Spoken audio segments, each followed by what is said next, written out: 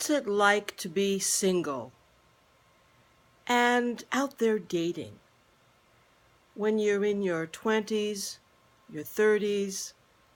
That's one kind of experience because maybe when you're in your 20s or even in your 30s, you haven't had a marriage yet, you haven't had a family yet. And so, very often, when we're seeking a partner and we're seeking companionship, we're looking for something specific, for the long haul, for the long stretch ahead.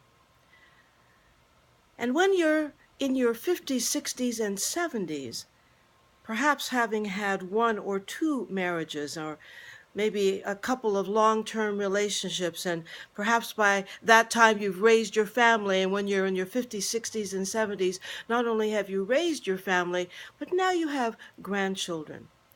And so when you find yourself single, the question is, what am I looking for?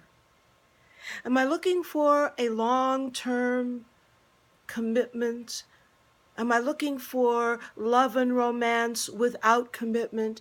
Am I looking for a companion but not a domestic partner? Or am I looking for a long-term relationship that really will turn into a life partnership? In the story I tell in Ageless and Sexy, The Magic of Sensuality, Stella is a new widow in her early 60s.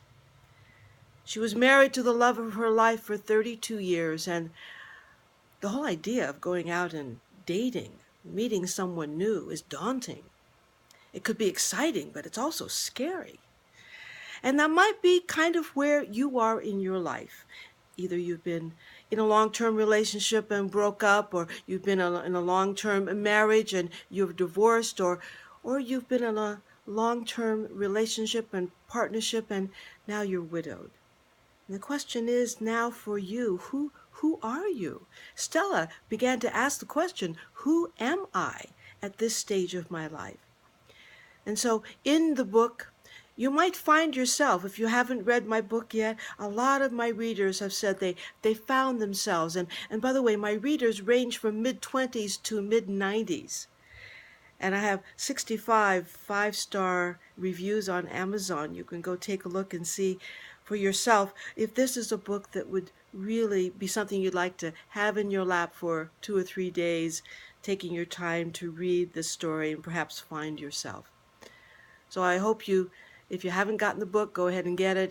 If you have the book and you only read it once, read it again. A lot of my readers have said on the second read they saw so much more they didn't see the first time. So get your copy and enjoy.